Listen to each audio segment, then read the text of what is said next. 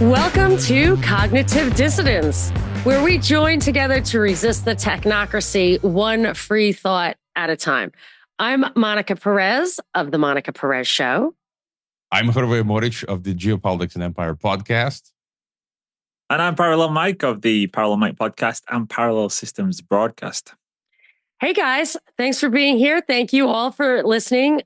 This is a really fraught time, let's say. We are 1 month away from the U.S. elections, which is Senate, Congress, and President. Don't forget that it's going to have a massive difference. And if you look at the mainstream polls, all three of those things are basically could go either way. So I want to dig into that. But a lot of things are happening this October. They could be October surprises. They could be events that are designed to affect the election. Even if they're not designed to affect the election, they may still affect the election. And the biggest thing, the scariest thing for me is what's happening in the Middle East right now. So there is a list of countries that are involved in this conflagration over there, or near soon to be, I fear, a conflagration where Israel was, leveling Gaza, then started basically invading Lebanon. Now it's bombing the suburbs of Beirut. The U.S. is bombing Yemen right now. Israel bombed Yemen. The U.S. has bombed Syria recently. We've had the Secretary of Defense say Iraq may get caught in the crossfire. We have assets there. That could be a tripwire for us to get involved. Iran was hitting Israel. I mean, Turkey said, hey, we got to stand shoulder to shoulder with Lebanon. This thing, I don't know if I left anything out, but there might be other countries. This thing may be getting really big, or maybe it's not. Maybe it's mostly theater. A lot of people are dying, but it could be for other effects. So, Mike, you said in a little chat with a picture of the missiles, if you don't mind my sharing something that you said, Israel bombing Israel to go to war with Israel. Did I understand that correctly? And can you explain that? And then let's talk about what's really going on here. I kind of feel like I've just been doxxed. Sorry. Was that bad? No, I'm totally joking. Okay. It feels to me like, if you took Israel out the picture, none of these wars in the Middle of the East, none of the fronts would be happening, right? It's all centralized around Israel. And I think, sometimes the problem isn't everyone else, it's you. And, yeah. Because I didn't mean to dox you. I was thinking that Iran, I actually feel like Iran may be controlled opposition and that they're allowing that back and forth as an excuse to escalate. Oh, I totally agree. Do either of you follow the guy on Twitter called something Quaker? It's called like the Confident Quaker or the something Quaker. That guy's really interesting, and he often shares pictures with lineages and histories of different players in the game. So he's done a lot about Iranian presidents and politicians over the past few months, and it totally feels like they're all connected to the Anglo-Zionist empire. So I agree. I tend to agree that a lot of it is orchestrated at the political level. Like whenever Iran does its retaliations, of course, it's telling Israel, we're going to send this many bombs. This is how we're going to do it. And then they kind of, in the media, paint it as though Iran has given Israel a bloody nose, but I don't think it's actually happening. I think most of those missiles are being taken out by the dome. And yeah, I do have a few people in Israel, and they said, yeah, we've not. If something gets through, it's really rare. It's really rare. So I don't think it's really a war in any of this situation. I think Israel's expanding outwards, and this whole thing with Lebanon has got a really long history. Israel and Lebanon goes back to like the 1940s. So I think if you look at the history, it feels like we're just repeating it. And every time we get to these moments, it's like in our media, we get told it's about terrorism and different incursions, when actually it's about the expansion of this project. And, we can talk maybe a little bit more about that. But that's my take. Yeah, I feel like a lot of this is orchestrated and desired, and it's going towards an end goal. What I thought was hilarious, they took out the Hezbollah leadership, Nasrallah, and many others. And the report just yesterday, these are just early reports. This is from Al Arabiya. The cousin of the late Hezbollah leader Hassan Nasrallah, Hashem Safieddine, who was slated to replace him, he was hit by the Israelis, and it's not sure if they took him out. So it's just like it's becoming hilarious where, they pop one off right after the other. It's almost like they're invincible. And what you guys were saying, I was sort of going down the rabbit hole a bit the other day with, Anthony Sutton, going back to Anthony Sutton's works. And I think I've read scraps of them in the online versions, but I think I'm going to purchase the physical hard copies. And something I was reading, he was saying that 2/3 of Soviet basically industry and technology was basically came from the United States. So it was like all these different, U.S. companies, steel industry, technology, manufacturing, that was all given to Russia and Soviet Union. So what Mike is saying, it's like, it kind of makes me sad because it feels like there's no organic, real rivalries. It's kind of like everything is so fake. And I was listening to old interview from the Shah of Iran from 1976 in 60 Minutes. Yes, that was great. And I think he speaks like a true statesman. I'm not talking when I speak about these things, I'm not saying I like this person or don't like them, but he spoke like a true statesman. He spoke about Jewish control of the media, but it almost sounded like what you're saying, Mike, that he has some, of course he was put in by CIA British, right? But I think the key is what you're saying, Mike. And I've had Iranian friends from Iran who've talked about these conspiracy theories that they also think that in Iran, people talk about, just like we do for our countries, they say how Iran, the leadership in Iran is also plugged into the globalists. But I think the point here is they're happy to network with the globalists, but there's a certain point where they don't want to cross that line and give them full total control over them. And that's how I read, like the Shah was saying that, he's plugged into that globalist network, but even he has a line where he's not going to allow them to cross. And I think that's always the crux of the matter. No. Okay, I have a lot to say about that. I agree with you on the Shah, and he was a total statesman. I love that. I got that from your feed. I'm going to play it on a clip on one of my shows next week because it is, that is old school, highly educated, well-trained in communication, honest. He seemed to be honest. I feel like JFK, Nixon, Reagan were all of the same ilk. Like they were plugged in, but they also considered themselves independent actors to some extent, a man in the position of power. And for that reason, I think they took all four of those guys out.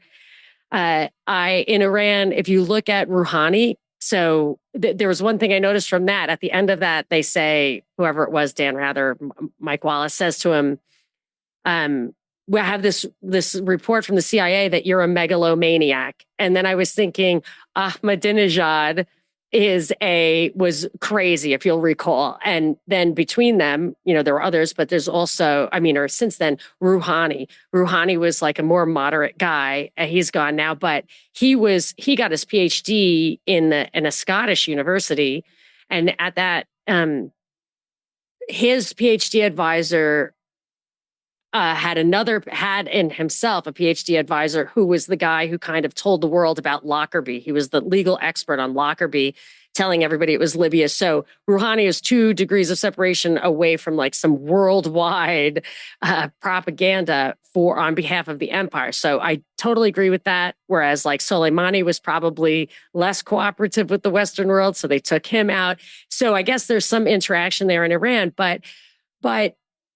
so I wanted to ask both of you what you think about this. So when they talk about Yemen, we're bombing Yemen, Israel's bombing Yemen, Lebanon, it's always about their Iranian proxies, or Syria, Iranian proxies, or because Iran. And my question to both of you is it true that Iran helps these people? And if they do, is that an excuse for Israel or the U.S. to bomb them? Well, for me, it's a pass on that one because I have no idea if they are truly, helping them. I think if I was going to be orchestrating this mess, I'd make sure the money was at least funneled through someone in Iran. I'd want some credibility to my fake operation. So yeah, I think I'd be funneling money. But for me, I think, if you look back at the history of all of these nations, like Hrvoje, you mentioned Russia. If you go back to the 1880s, 1890s, pretty much 80 to 90% of Russian oil was owned by the Rothschilds. The whole industry was owned by the Rothschilds.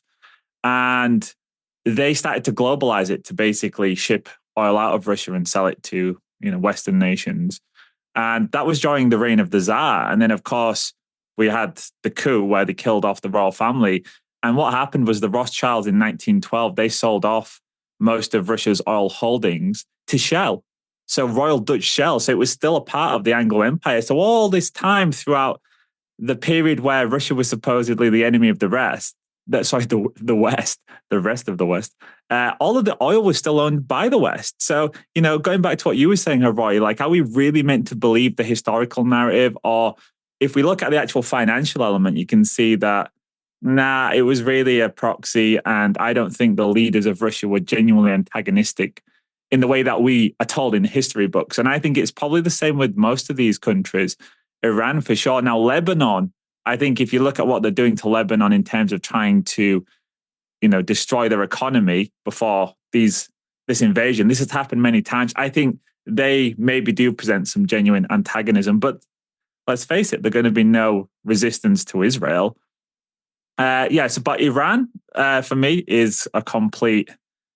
Well, I'd say it's a big question mark. I don't believe Iran are genuinely the enemy of the West. The same way I don't believe North Korea. I think you can put them both in the same category. Yeah, I would just add, you mentioned Ahmadinejad. I don't know if you saw that article. It was in my weekly roundup, YNet News, that Ahmadinejad told CNN Turkey that the man who headed Iran's division meant to thwart Mossad operations was found in 2021 to be an Israeli spy. And another 20 members were Mossad agents. So it speaks kind of to what we're saying. And I would assume that, yes, that, the Houthis and these different Hezbollah and groups, that they are Iran backed. In the objective scheme of geopolitics, I don't see that as a bad thing. I mean, the West is financing ISIS and Al Qaeda. So this is what states will do. So I'm just looking at it matter of factly. So, yeah, that's sort of my take. It's a legitimate defensive alliance. If the official narrative is correct, my opinion is, if it really is correct that those guys are looking for help from Iran, or even if they were looking for help from Russia, it would be reasonable because they're on the defensive. That's the point I was going to say, because the West is going for global control. Yeah. And they're defending themselves. If it was the other way around, then be like, guys, what's going on here? And that brings me to another thing that I noticed in the news was that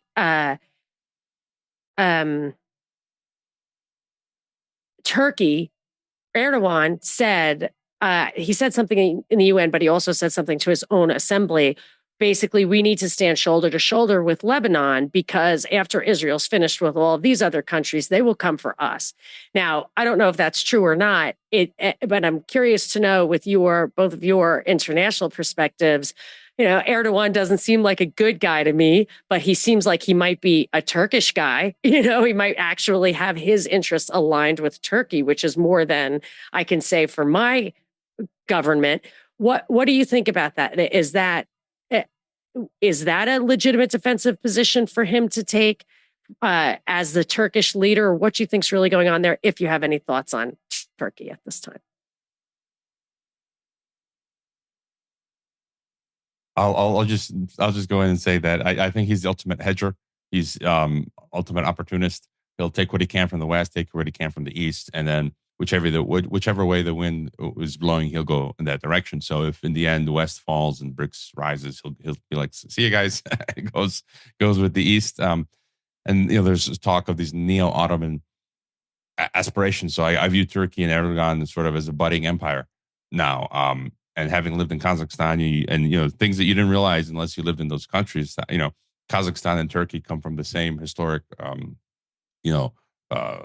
tribe, language, and all that. And so you saw in Kazakhstan a lot of presence of Turkish economy, there were Turkish schools in Kazakhstan. And then in the Caucasus, Turkey is involved in the Azerbaijan-Armenia conflict, and then Greece and Cyprus. And so you can see this sort of vision of it's expanding, its influence, its fight over energy in the Mediterranean, right? And so, Yeah, that's how I see Turkey. And if you look at it, sometimes even in biblical terms, it's almost like sometimes I think of these powers, these centers Asia of Minor, power. right? Wouldn't it Yeah, be like called these Asia centers of Minor? powers that they're ruled by like some fallen angel or demon who's like behind this figure. And you think about it, I mean, all these figures have been around for decades now. Erdogan and Putin and Xi Jinping, he's on his third forever term.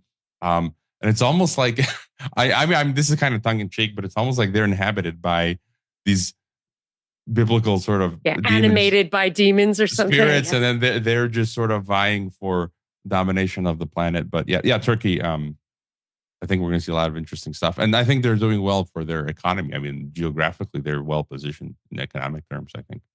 So I have a few things to say about that, but Mike, I want you to go next. Yeah, I really like what you said, Hrvoje. That kind of laid it out in a similar fashion to me. I think when you have these old empires, they often don't want to relinquish those, or they harbor the same dreams. They want to go back to being an empire because the Ottoman Empire was such a key part of European history and world history. And to think that a nation that big doesn't still harbor those kind of aspirations. I mean, I think Western Europe doesn't anymore. Most of the Western European nations are conquered from within, but Turkey, it's got the largest army out of all of the NATO countries. Poland's second, Turkey's first. It's a massive country. And also now, of course, it's a Muslim country. And what's happening to Europe is it's been Islamified. So if you imagine that in 10 years' time, let's say this doesn't play out like the US hopes for, and the US has an internal collapse due to financial crisis. So let's imagine these debt pyramids collapse and the US all of a sudden can't focus on all of these wars across the world or on meddling in Europe's pipelines and all of the rest. And they have to withdraw and focus on the massive problems they're going to have back at home. Then you're going to have a power vacuum in Europe. If NATO fails, which I think it will eventually, it will collapse. Then you've got the power vacuum in Europe. You've got a largely young Muslim population in countries like Sweden, Germany, France, and an aging Western population who are very timid. And then you've got Turkey sat there just waiting for the moment where maybe if it all starts to kick off in Europe, it starts to expand its borders. If we go to World War III and the US cannot fulfill its peace or its defense promises to Europe, well, then everything fails. All of these borders in Europe are so delicately held together. They're all artificial. Most of them are created over the past 20 to 50 years. So I think the whole thing is a tinderbox. And as much as we might not like the US, they have held Europe in this stable jigsaw. But as soon as the US goes because of the financial collapse or because they're just overextended and the empire's gone, then Europe is just going to fragment. And I think the natural maybe predecessor to NATO would be Turkey because they're Muslim, we've got the largest army, and I think they're ambitious. And like Hrvoje said, they span both East and West. They're hedging the bets. And maybe that would mean they'd actually create some kind of deals and ententes with, China, maybe Russia too, Kazakhstan. Maybe they'd align themselves, but they'd be the new, central figure in Europe. I don't know. I'm just predicting maybe not now, but like 10, 15 years out.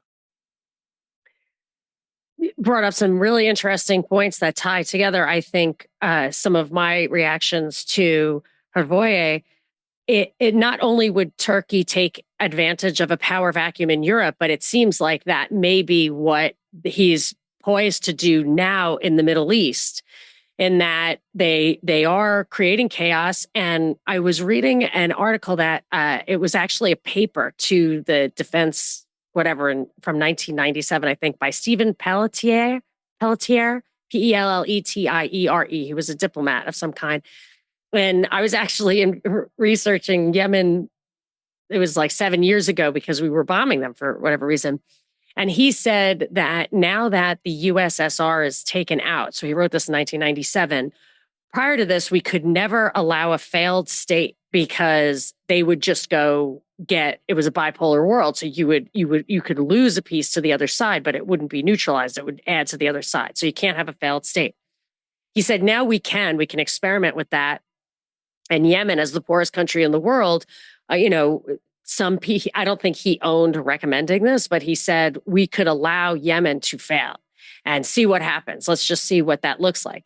And if that is the mindset that they're bringing to this, and then another thing I was reading, Oded Yinon, the Oded Yinon plan, the strategy for Israel in the 80s or whatever, which it seems to be that never totally went away, and it's maybe more alive now than ever. The plan was actually that each country would be kind of splintered into their tribal sects or whatever, and you'd make it so that there was a lot of internal warring and they would bring themselves down.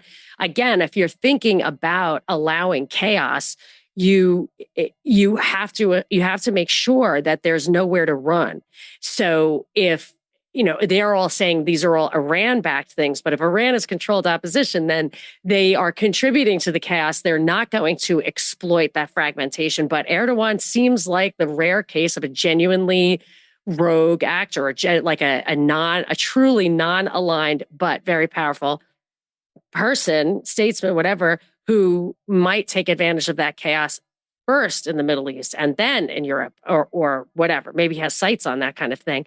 And just going back to the idea that Anthony Sutton, as you were saying, Hrvoje, that he talked about all the materiel, everything coming to Russia from the West.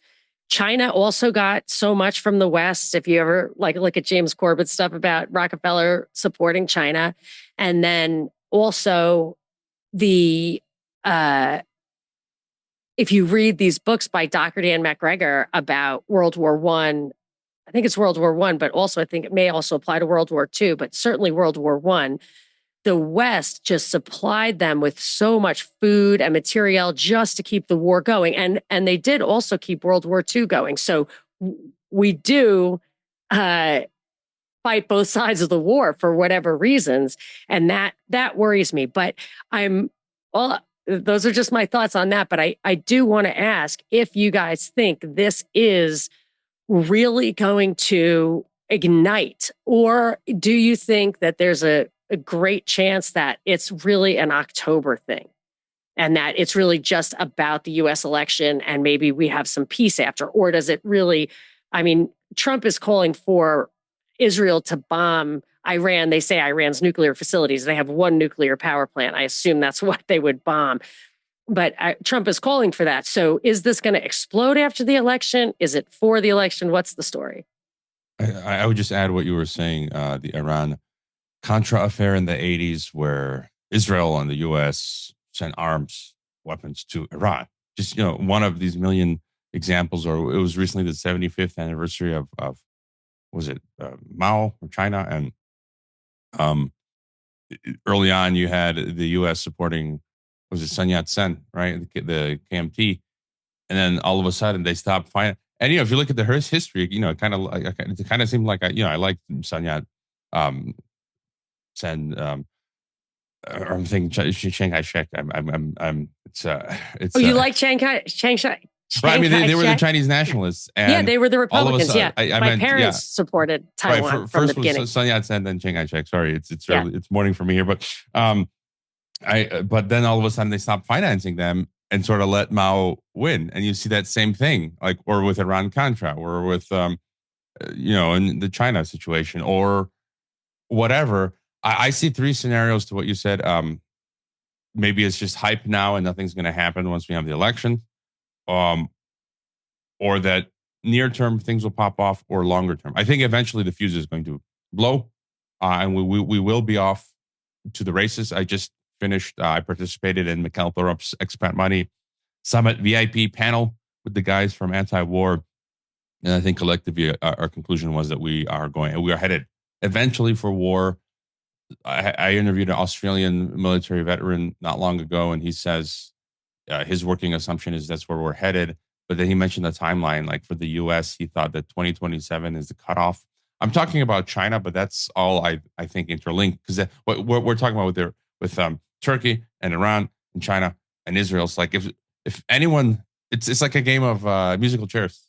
So everyone's waiting for the first move, and once someone makes that move, everyone else goes. That's world war. Yeah, and so that's kind of, I think we're going there. The question is only timing. Yeah, I think what's happened over the last few years is really instructive. I think it kicked off with the agenda from 2020 onwards. So that just weakened the world and started to fragment everything with all of the lockdowns and the way that allowed them to pick winners and losers as well economically during that. And it separated America and China and it really, really embedded that narrative in that China's responsible for this. And we know it's all bullshit. Like the Wuhan lab was funded by the Americans. But forgetting that, what the mainstream crowd got was that, this is a Chinese virus, Donald Trump. And they've created all of these fronts. And I see these fronts as like the buildup, the Ukraine and Russia one. If you're going to have China and Taiwan and you're going to start a really big conflict, you need to set up all these fronts to start keeping people busy and weaken them. You want Russia preoccupied in Ukraine, you want them preoccupied in Poland, you want Belarus preoccupied. And if you look at where all the funding is going right now, like for example, in Poland, there's been about, I think the US lent Poland, was it 20 billion? They lent them 20 billion to install new weapon systems from the US. So it's basically, we're going to give you 20 billion and you can only spend that on US military weapons. Yeah. And they gave them really favorable rates, but we don't know what the rates was, but we do know that Poland sent a load of gold across to the US as collateral. They didn't call it collateral, but it's now sat in the New York Fed. So that's where it is. And also they got a big loan from South Korea, which is an American proxy. So that's more weapons. They spent $5 billion on missile defense from Great Britain, American proxy. So you can see the building. And what you said, 2027, like I think, yeah, that makes sense because it's going to take a couple of years for all of this new military infrastructure to be up and running. But when it is, I don't think it's just going to sit there gathering cobwebs. I think it's going to be used. So I think they're setting up all of the fronts. And those fronts, not all of them are going to be major fronts. They're going to be there to preoccupy other nations who might support China in the main front. So, Russia's very powerful. You need to keep her busy everywhere. You want fronts developing everywhere. And Middle East as well, all of those fronts are going to start to, because you think about it, if you want to get a third world war, you need to think about all these little pieces and like, how do we keep them busy so that they don't tip the odds in the favor of, whoever it's going to be. And I don't know how it's going to unfold, but I think at this point to say that we're not going to have that big conflict would be very hopeful, maybe a little bit too optimistic, because just look where the money's going. Just look where the money's going right now in terms of military spending. They're clearly setting up for something. And it's worrying. Like I'm living in a giant military base, guys.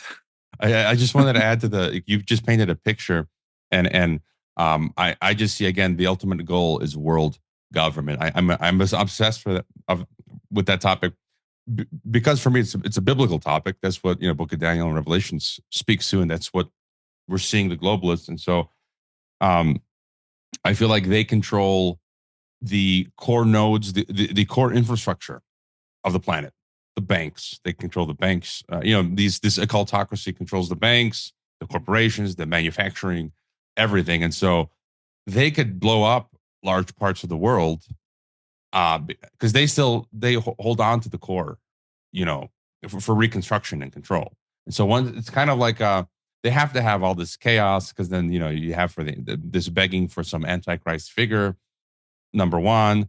Then people will say we're done with sovereignty. Another thing I brought up recently, I think they're intentionally using Israel to create this mess because they want to get people fed up with the Abrahamic religions.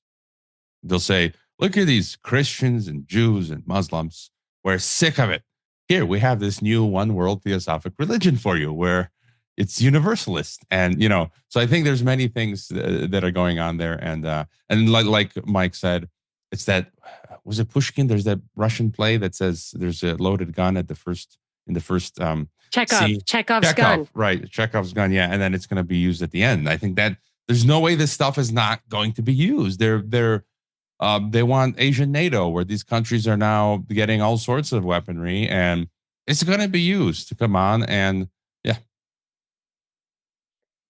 Okay. Well, I have sorry, I realized, Mike, I didn't even answer your question about October. Like, is this just a flash in the pan? Are we going to see it? I think as soon as the next president gets in, we are off to the races. 2025 is going to be a huge year, in my opinion. I think it's going to eclipse everything we've seen, maybe even what we saw in 2020. So I'm Yeah, I think we're there now because, I always talk about cycles and, we're definitely in the war cycle, the solar maximum. I always say 80% of all wars and revolutions have occurred at the peak of the solar cycle. We're in the peak now. Going into 2025 is the final peak of that. So, and they use these cycles because, these guys are occultists. So they are all about astrology and the movement of planets. And if they think they can get an edge by timing something for a certain place, they do it. Yeah, they totally will do it. So I think 2025, we just have to be ready for a big year. And I think Donald Trump is the right guy for what, you're not going to put Kamala in for that. You're going to put in Trump. He's the guy who can, lead the nation towards wanting to have war. I agree with that. I'd like to have a few responses to what you've been saying, and then it leads us to another topic if we're ready to move on. 2 topics really we have left. One is just to tick these things off. The aid that they give people, that's very classic. I think Israel's always been like that. Many countries are like that. We call it aid. We approve it as aid, but it's only weapons. It's like food stamps are part of our agricultural bill.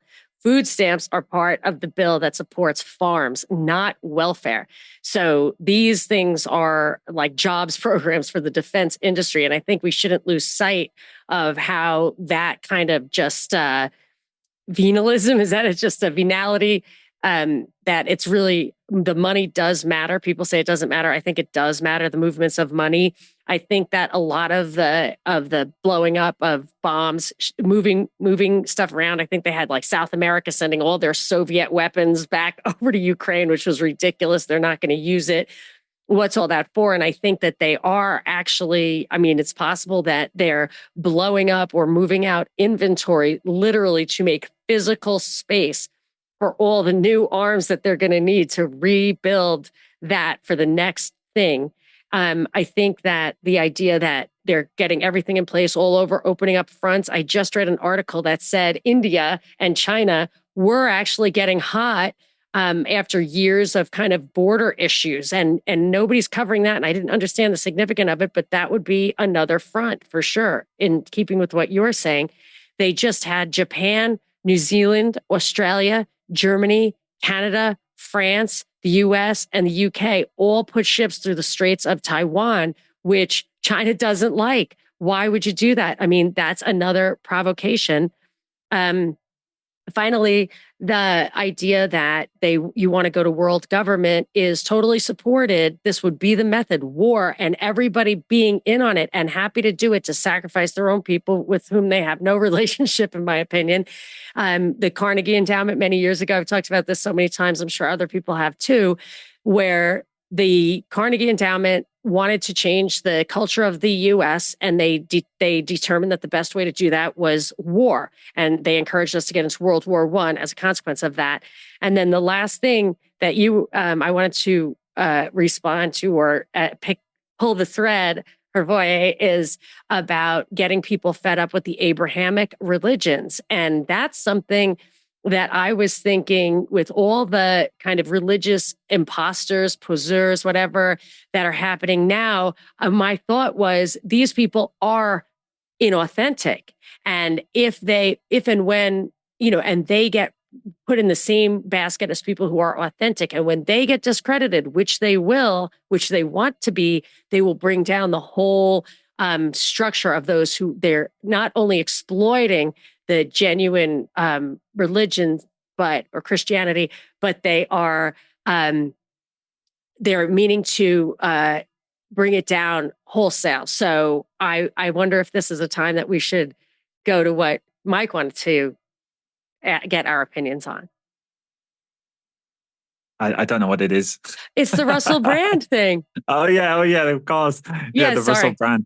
Oh yeah, no, totally. That was so this is something that we've all been chatting, I think, in our respective work. I know, Hrvoje, you've done loads on, you always talk about this push towards this, that they're going to take it to some kind of cosmic Christ, and that there's this revival of fake religion, and they're trying to deceive the masses. And I'm totally on top of that too, we've done episodes on Alice Bailey, and we called it the Cosmic Christ Deception. And yeah, we've looked into it all and we all see it coming. But now it's very bizarre. We've got this revival of Christianity, and yet the leaders of this revival are probably the least authentic that you could choose. I mean, Jordan Peterson and Russell Brand are the seeming figureheads now. And there was recently at this whole, it's a fake pushback, let's be honest. What was it called? Save the Republic or something? Restore the Republic, I think. Restore the Republic. And it basically had all of the same figureheads that you see who are supposedly, they're supposedly the pushback. And, we've all got our opinions on them. But, it's like the Robert Malones, it's the people who just came out of nowhere. Like in 2021, they just came out of nowhere and all of a sudden had millions of followers and views. And now they're supposedly representative of the pushback. Rescue the Republic. Rescue the Republic. And there was this moment during that where there was Russell Brand on stage. Now, bearing in mind, Russell Brand converted to Christianity about 4 weeks ago. Like about 4 weeks ago? I think about 4 weeks. Yeah, he got baptized in this kind of homoerotic ceremony with Bear Grylls. They were like topless. There was 3 of them cuddling, getting baptized in a lake. And it was filmed, so it was like a very, public kind of showmanship of event type thing. And they decided at this event to get the whole crowd, 25,000, to recite the Lord's Prayer. And it was Russell Brand who got baptized 4 weeks ago. And literally his entire life has been this kind of sex fiend, drug fiend, and done some really nasty stuff as well. Like if you look into that guy's past, like he did some really cruel stuff. Like, you remember the time he called up the guy who he'd been sleeping with his granddaughter, and he called him up live on air and told him?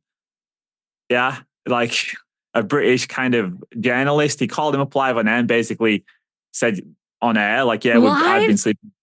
Yeah, on live. Yeah. And also, I know recently he bought a place. He lives on a really nice part of the UK on the River Thames bank. And he bought a big, massive pub.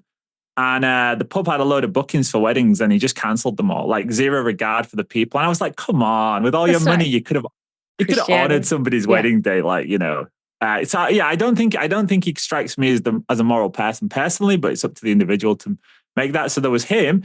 And then there's Jordan Peterson, and Jordan Peterson has blocked me on Twitter. So really? Wow, that is quite an honor.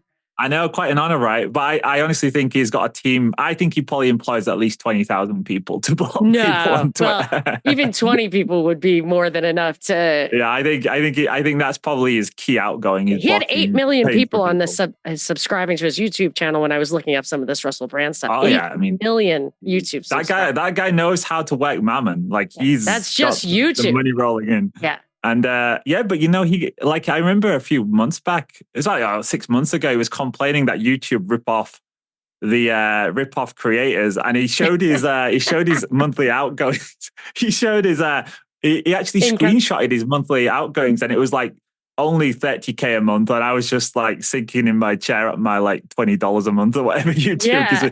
I was like, come on, Jordan, read the room, buddy.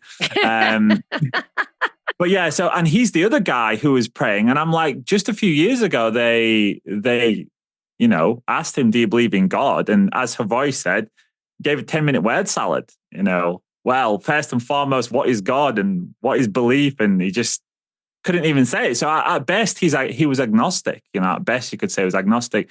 And yet now these guys are going to be the figureheads of Christianity. And yeah, I ain't buying it. So anyway, I'm going to share my screen and we can have a little...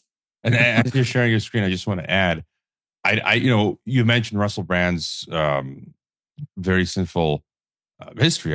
I believe we are all sinners and all that, but I have no problem with believing someone like Russell Brand could become a Christian at all. I believe the son of Sam, the serial killer, became a real Christian. Son of hope. We mentioned that earlier. Yeah. So I don't think there's any that Russell Brand could become an honest to goodness, authentic Christian, but it's kind of what you're saying, Mike, that he's not demonstrating an example of an authentic Christian. He just, I don't know if you saw the photos, he baptized someone else. He was participating in the baptism of someone else, and he was in the river in his tidy whities, and it's just kind of like, in all my time, and I've gone I've lived in Kazakhstan and Mongolia and in Croatia and U.S., Mexico, and I've been part of local churches there and seen different baptisms.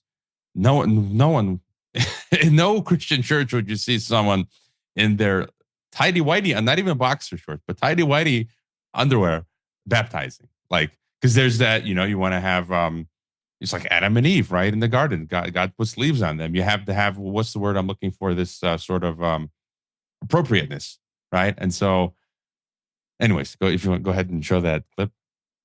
Yeah, I'll share it. But yeah, just what you said. Yeah, I think like, I don't want listeners to think like, it's like I'm some kind of gatekeeper for Christianity. I think what we're specifically talking about is for a long time, there's been an agenda to have this faux Christianity that's going to merge with all of these other religions. And if you look at Russell Brand and his logo, like everything, it's like there's a Krishna, there's a cross, there's the Om symbol. There's like, he would totally be the guy. So that's why I think you got to be a little bit, there's a cautious around sun people like behind him, kind of right now. Just looking at his most recent. Let's see. Let's look at this one then. Lord, I ask that we be brought together in these principles under your name. I pray for America, and if I have your permission, ladies and gentlemen, we'll end with the Lord's Prayer. Just do the version that you know. Our Father, who art in heaven, hallowed be thy name. Thy kingdom come, thy will be done, on earth as it is in heaven. Give us this day our daily bread, and forgive us our trespasses, as we forgive those who trespass against us. And lead us not into temptation, but deliver us from evil. For thine is the kingdom, the power, and the glory, forever and ever. Amen. Hallelujah!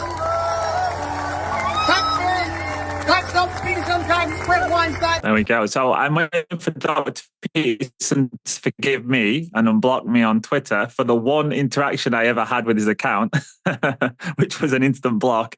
I basically tagged him in his Give Him Hell Netanyahu post when he was talking he'd done a tweet about forgiveness or something along those lines. It was about, looking after one another. I said, well, what about the Give Him Hell Gaza? Like, geez, that's how many kids, what percentage of the population's kids over there? Is it like 50%, I want to say, in Palestine? Anyway, so I tagged him in that, and then, I got blocked. So he hasn't forgiven me yet, but they're talking about forgiveness with the Lord's Prayer. Maybe he's going to forgive me at some point.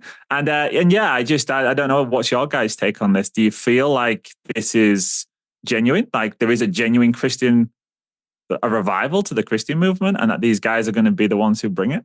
Could I just share my screen? I've got a clip I want to, and I just want to show you those are comments from other Christians. This guy says, if you're fooled by these two false prophets, you're spiritually dead. He goes on to say, best case scenario, they are subversive grifters and not intentional false prophets for the New Age movement or some similar offshoot. In Daniel versus Babylon on X, I like this account. He says, sorry, I'm not buying it. Any of it. None of the conversions, none of posts by him or others. It's getting weirder by the second, and it's part of Satan's false light BS. Their Jesus is not my Jesus. I'm saying it now. This is a false Jesus. And this clip is hilarious. You can see it says Munya Chihuahua. This is the first time I came across him. It's got 2.3 million views now. He's I think, in Britain, some comedian. And I want to play this. I think it's hilarious. People don't like Donald Trump because he's an ethereal gladiator of justice, protecting the fickle fabric of the universe. Russell, the allegations have just come out. Ugh. I'm Christian. I've been redeemed. I'm forgiven. That's good timing, isn't it? Mary was a bit of a sore, wasn't she? Russell, the allegations. Oh, yeah, hallelujah. What do you think about these new Instagram handles? I've got BAB, Born Again Brandy, GWR, Goody Woody Russell. What about the essay? Shining Apostle. Love it. Praise him. Russell? Yeah? We need to talk about the allegations. I can't, sorry, it's getting to the clappy-wappy bit of Shine Jesus Shine. But Russell, sorry, I've got one more. What was that? What do you think of this baptism pic? I think people should have a choice whether they see you in your underwear. Should they? I better get off to confession then. Russell, yeah? The allegations. I can't, I'm afraid. I'm reading Deuteronomy 30:16.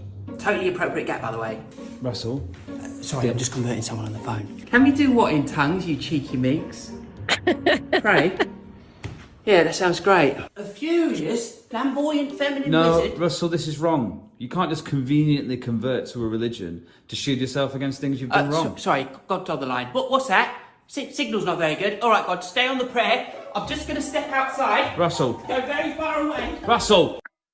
And I think you got the idea there. And just one more. This is Vigilant Citizen, who I followed for many years. He studies.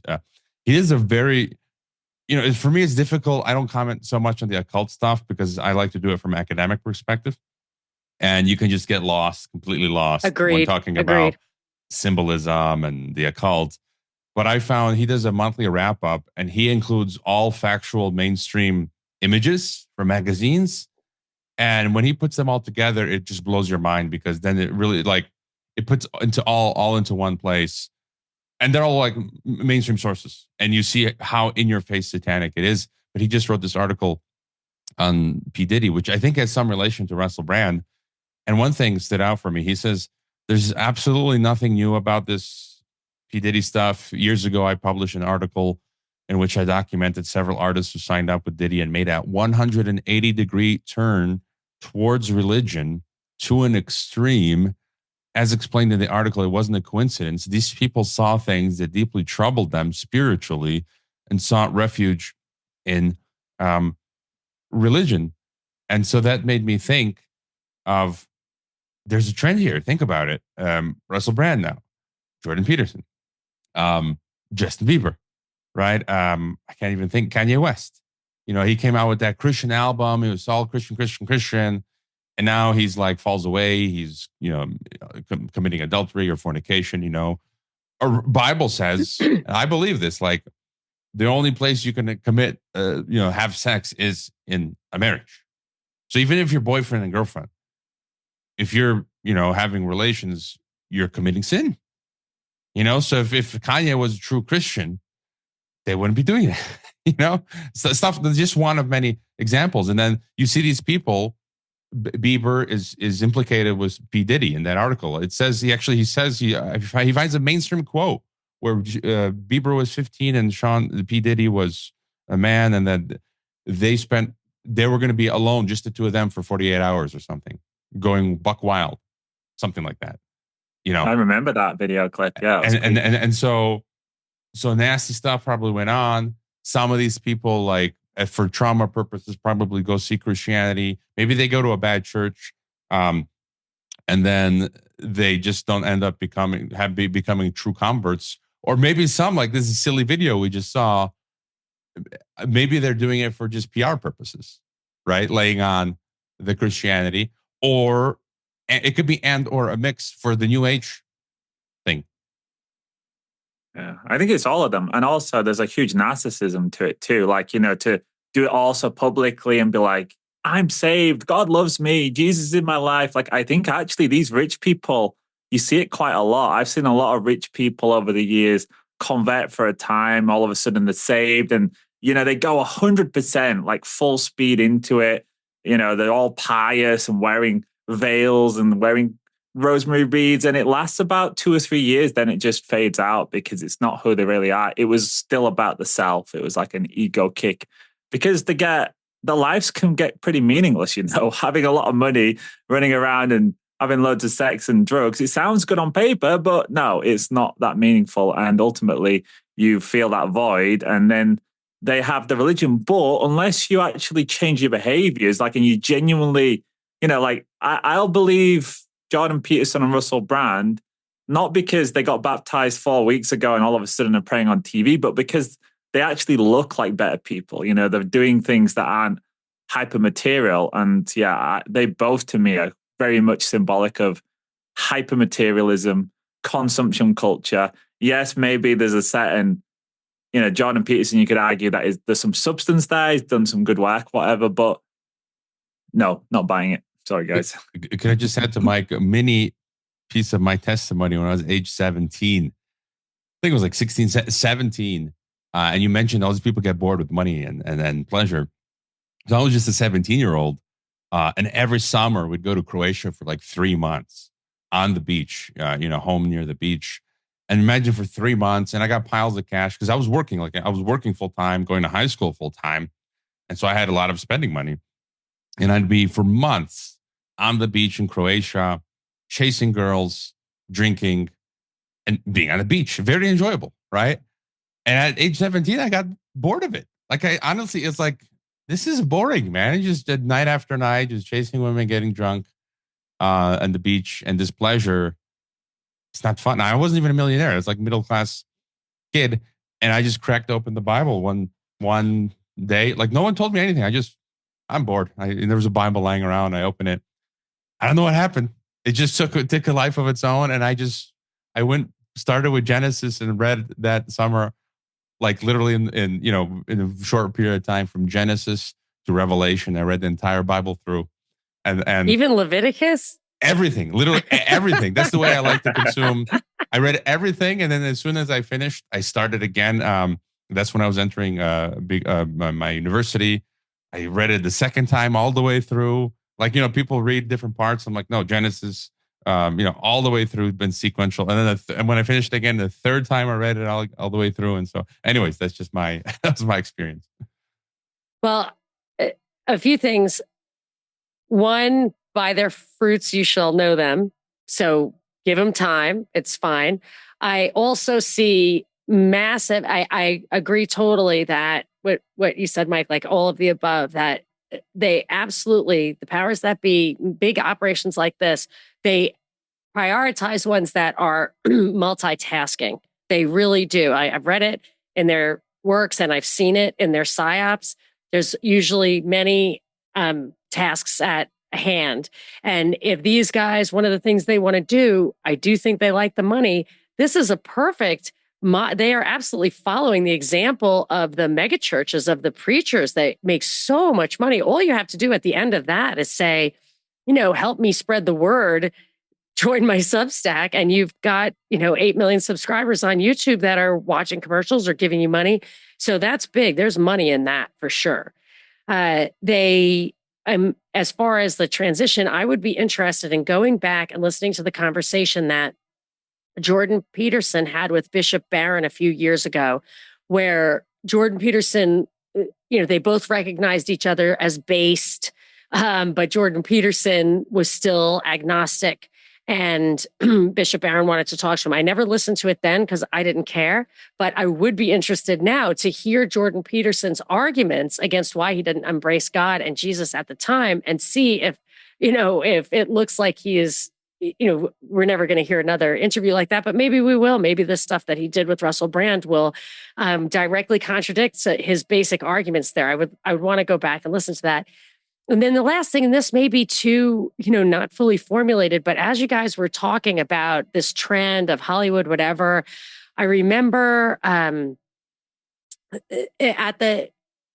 in the day, like if you watch the Grammys, and like Katy Perry was Russell Brand's gal for a while, like there's a lot of, Black Massy kind of stuff on that if you watch like some of the individual things.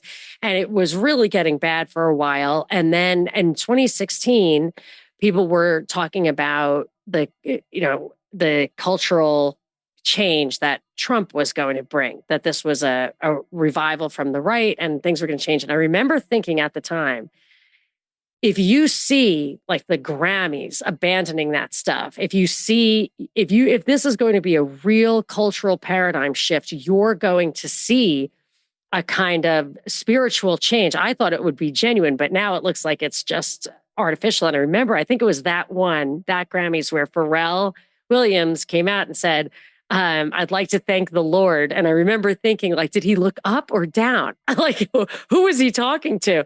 But now, I bet you could go back to 2016 and actually see that change, because I also noticed that vulgarity entered the mainstream. It no longer got censored. People would say it on news. Politicians would say it. That was in 2015 or 2016 because Trump led the way in that. So I saw a cultural change there.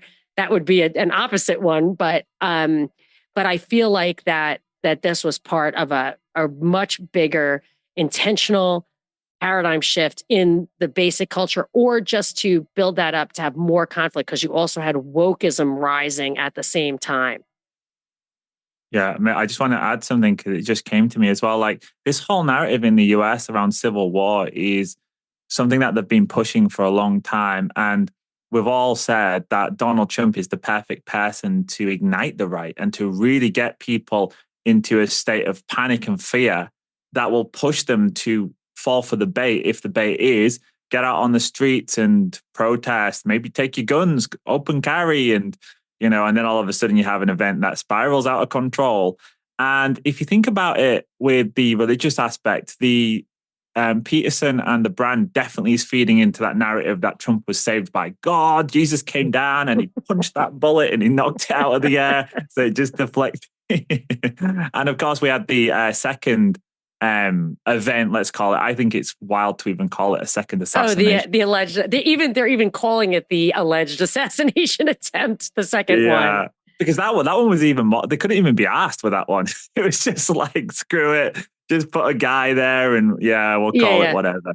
Yeah, it was a lazy one. But I think that feeds into that too. And I also, again, if you can get people to believe that this is a spiritual war, which it is, but if you can direct that towards some, let's say some bad actors, you can again get them to really believe that they need to go out and fight and it's civil war time. Let's get out on the streets because we're fighting for God. You need big narratives. You need a lot of passion behind it. And that's not normal politics. Normal politics is bickering and it's a bit petty. But if they are really going to try and do a civil war narrative, I think that this stuff we're seeing, it feels to me like that would work. You'd get people agitated enough to buy into it.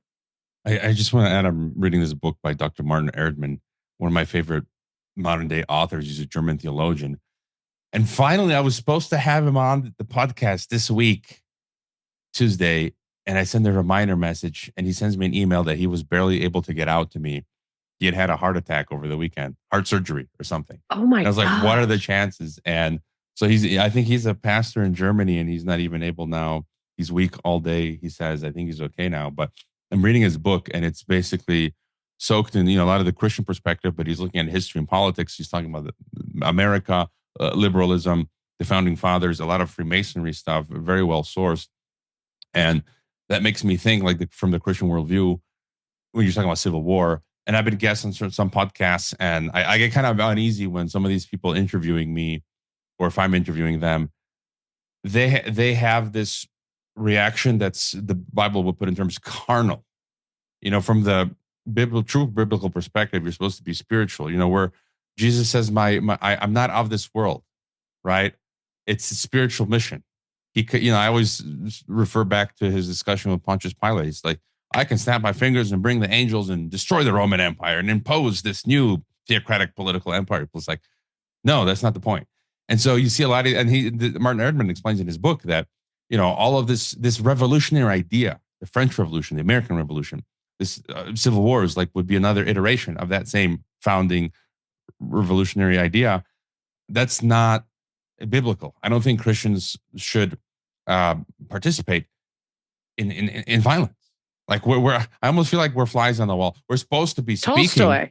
Right. Yeah. We're supposed to be talking with passion, energetically saying, come to Christ, or if we see evil, pushing back, non-violently. Of course, we have the right to defend our immediate family, but we're not supposed to take up arms against the government, even if it's an unrighteous government, in my view. And so that kind of goes back to what we're saying. There's, I think, a true biblical Christians, and then you've got these people who are reacting.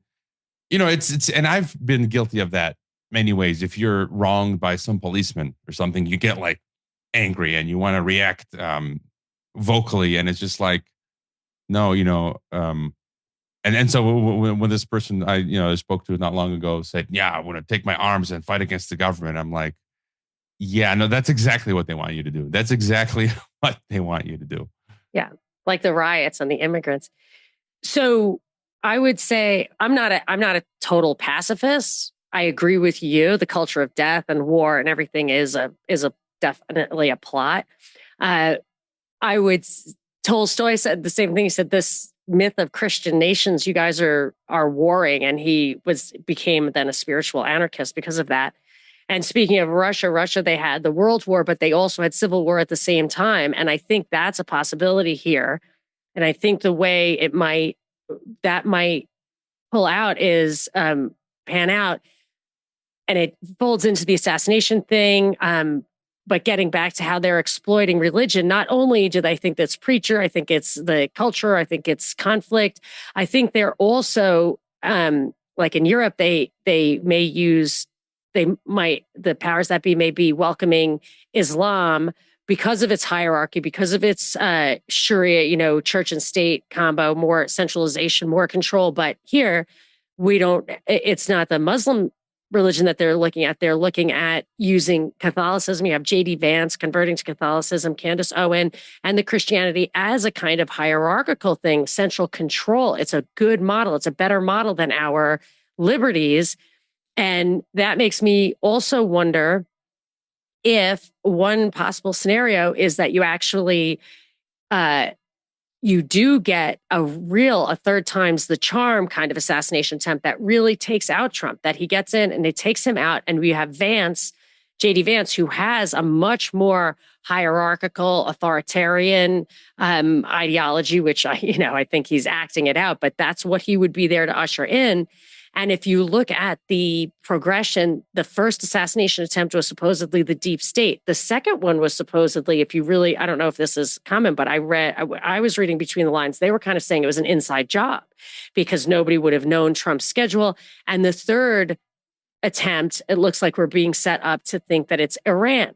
So Trump gets in, they take him out, they blame Iran. Vance creates this, he's so antithetical to the, real liberty, like the U.S., the Constitution, the Bill of Rights, stuff like that, that could cause civil conflict at home, a real, true, civil war, but at the same time, give an excuse to unleash on Iran out of vengeance. I mean, I know that sounds like a lot of speculation, but there's many dots there that make me think they really have a big paradigm shift in mind, and war at home and war abroad would usher in such a major change that you could be vulnerable then to world government and a complete shift in society. I'll just add something that you said that I never thought of that is a plausible scenario where you had Russia during World War I, it was a civil war and world war. China during World War II had a civil war and participation in World War. And so that is a very plausible scenario where we could be off to World War and be experiencing a civil war. And it's almost like what Israel is doing is normalizing this constant assassination of political figures in other parts of the world. That kind of can, leaks over to the American world. And Vance is like the technocracy. He's backed by Peter Thiel and this new fake Christian thing that's, others have explained that much better. Michael O'Fallon of Sovereign Nations, that there's it's like this right, woke right now that's happening. You have the woke left, but now this is this woke right. And that's including like Peterson and Russell Brand, I believe. But anyways, interesting. That's what Trump brought in. He got it. I always called it a European style right, which we didn't have. Our right was conservative, which means you conserve the past, but our past was classical liberalism. Our past was the Constitution and the Bill of Rights. So our conservatives, my father, who was a traditional conservative, was really a libertarian. And when I began to meet Europeans, and they would use the words right and liberal were kind of the opposite of the way we thought of them here. And I've been saying from the beginning, Trump was bringing identity politics to the right. He was bringing European-style conservatism, like the idea of being on the right to him was and they're using it right now with the floods in North Carolina. If you guys have a couple more minutes, we can talk about that, where you have these red state people saying that, where's the federal government when you need it? You're sending money to Ukraine, but you're not sending it to us. That's nationalism. That's National Socialism in a way. And that's the kind of thing that Trump has been bringing to us. So I feel like we are potentially in position for a major cultural shift like that, and it's a nerve-wracking. But what do you guys have a couple of minutes to talk about this North Carolina flood? So there was a hurricane, Helene, that by just casual observation, as well as people I trust who do follow the weather, and I know that it's absolutely 100% possible, is that that storm looks highly artificial to me. Anything that's 3 standard deviations away from the mean, and there's an alternative explanation than just chance, I'm taking the alternative explanation, which is they contributed to that. What it did was absolutely devastate, wash away this Asheville, North Carolina, which is supposed to be, I mean, some people would have argued that it was the most beautiful town in America. Like, people loved Asheville. And it was remote. People would go there for the natural beauty. And I hate it when stuff is like sent to me 3 times in one day. I'm thinking I'm meant to have this interpretation, but you cannot deny, I think it's in the mainstream and everything, that there is the only source of this extremely high-end lithium or the biggest source, and then the only source for a particularly high-end quartz. The environmentalists, I'm not even going to say that. The people who enjoy and love nature and want to protect nature, who live there, who moved there for that reason, were objecting to some of the plans to expand this. But even unrelated to that, it doesn't even have to go that far. This is considered to be potentially one of the most valuable minerals on Earth and the most valuable deposit. In my mind, they wouldn't leave that to democracy. They would simply have to cordon that entire area off for the future of AI, if nothing else. So that's what and there's also implications for the election, because these are critical, pivotal red states. Georgia, North Carolina, razor thin margins here. If they're really keeping those people home, if they really don't have total control of the election, and this is how they do it, it would also feed into the possibility that Kamala might win. Although I think these other things make me think Trump is slated to win.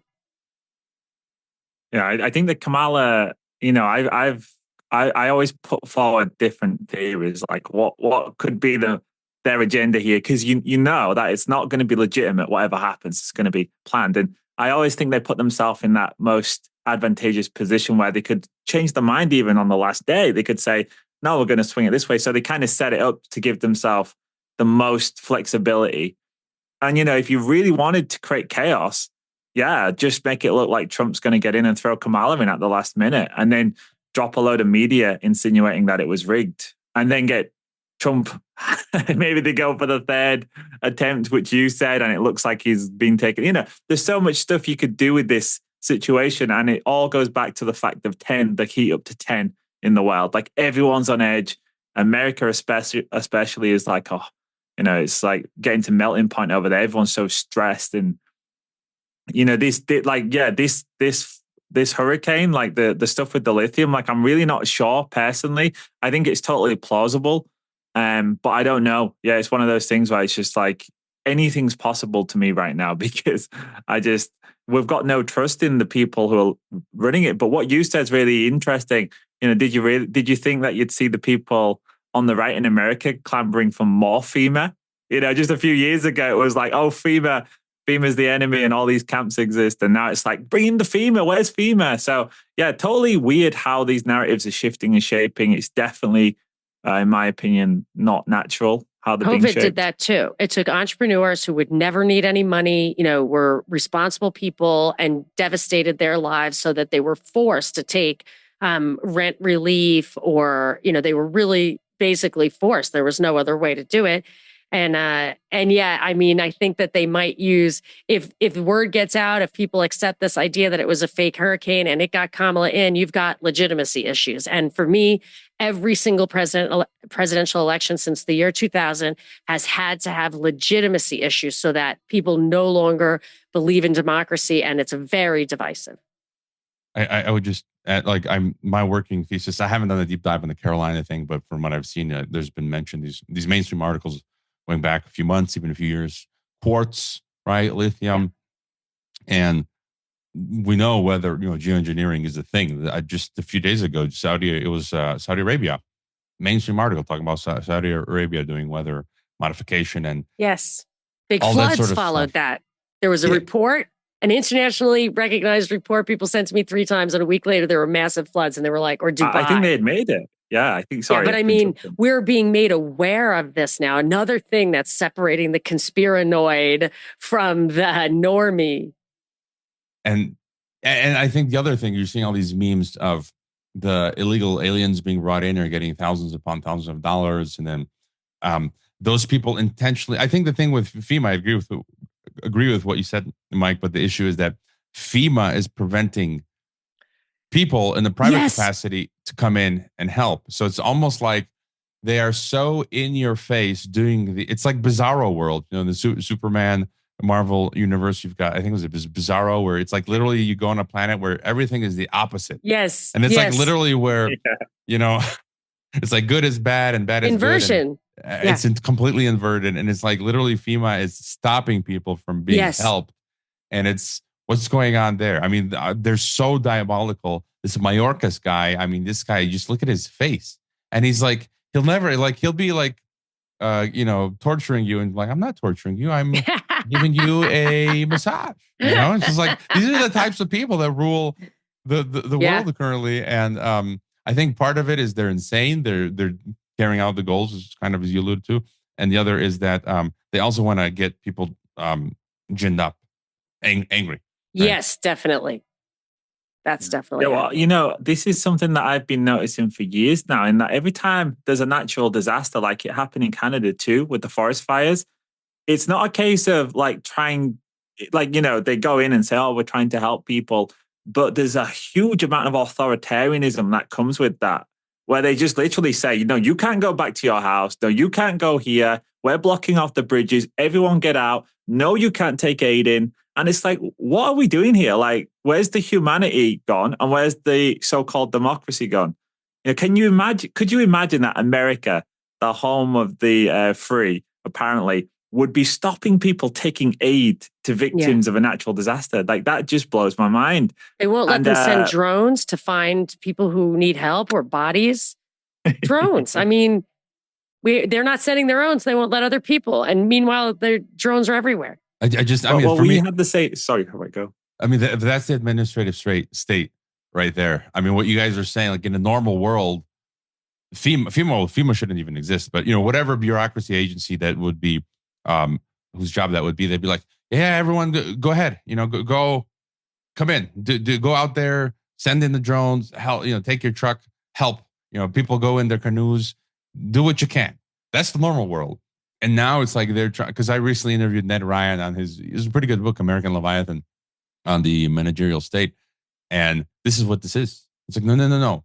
You must defer everything. Whether it's, in this case, this hurricane situation, you defer to the state. Whether it's health, defer to the experts, you can always only listen to the experts in the government agency. Nothing else. Right. Yeah, and the private stuff is failing. This is a guide on how to wash your hands. And it doesn't work. So I think we covered it all, and it looks like, although if you guys have anything else to add, but it just looks like our next scheduled conversation would be the day after the election. So you want to make any predictions? You want to what are you waiting for? What are you worried about? What are you going to do? Are you going to go into the basement and wait for the day to pass and hope the sun rises again? I think it's going to be, I'm not sure the election is going to happen, firstly. I'm not sure that it's going to happen, that there isn't going to be, for the first time, some disruption that actually halts it and causes everything to go into conspiracy, suspicion, and anxiety. So I'm going to put that one out there. But if it does go ahead, I think it's going to be Trump. And I think it's going to be, from that point on, a very steep downhill for the world. I'm just going to wait until whoever is announced is announced. I'm just kind of checked out a lot in that regard. But I just reposted this old video from this late Russian politician, Zhirinovsky. I mean, this is incredible. In 2019, he came out and said on a TV show, these were the last elections, referring to Ukraine. You won't have elections in 2024 because there won't be a country named Ukraine. You're not considering the situation in the Middle East. Such events will unfold there that everyone will forget what Ukraine is. This is about World War III. Iran is not Vietnam, North Korea, or Kosovo. The most terrible events will take place there. And he's made other insane, years ahead of time, precise forecasts. And that makes me think, like, he's probably some part of some Freemasonic secret society network where they know, these things are planned. And so I don't know, somehow he had the liberty to say what he said. I don't know how he died, the real true circumstances of how he passed recently, but he's literally predicted it. And so as you say, Mike, I mean, we may not have elections in the US, or we might get the old switcheroo and they toss Kamala in to create the civil war scenario. But as of late, as I like to say, I'm just going to go on living my life normally here on the ground in Mexico, day to day. That day or the next day, I'll go out, buy some groceries, make some coffee, turn on the computer and see what. Hope for the best. Yeah. I don't like to catastrophize, as they say. So I don't think it's totally fine, and I think absolutely necessary to prepare for these kind of breakdowns. And we know Parallel Mike has dedicated his life to that, and I appreciate that. But I also feel like you also have to prepare for that not happening, which I know you both do as well. I'm terrible at predicting what these people want to do. It's like the stock market. Yeah, if analyzing the value of a company and the desire of people to buy their products would predict the stock price, I'd probably be a lot better at stock picking. But there's stuff going on behind the scenes that I can't know, and I know I don't know them. So I'm going to let that, I'm just going to wait and see, get some popcorn, but also have some dried food, a couple of guns, some locks on the basement door, and just see what happens. Yeah. The day after, I'll take the 2,000 meter elevator trip back to the top of the surface out of my bunker. I'll have a look around and periscope up. Hope for the best. Get a little air sample. Bring it down. All right, gentlemen. Listeners. I think for listeners, just don't take this stuff so seriously. We talk about it, we think about it because we're living through it, but ultimately the sun will rise, the sun will set. You'll have your family. You'll have everything's, you just focus on your little life, whatever that is, and love it and enjoy it, because that's all we've got is the time we've got now. Make the most of it. And the administrative state will march on, whether it's Kamala or Donald. So right. At the end of the day, whatever. Well, thank you very much. We are Cognitive Dissidents. Parallel Mike, Hrvoje, Monica Perez. Thank you so much for listening.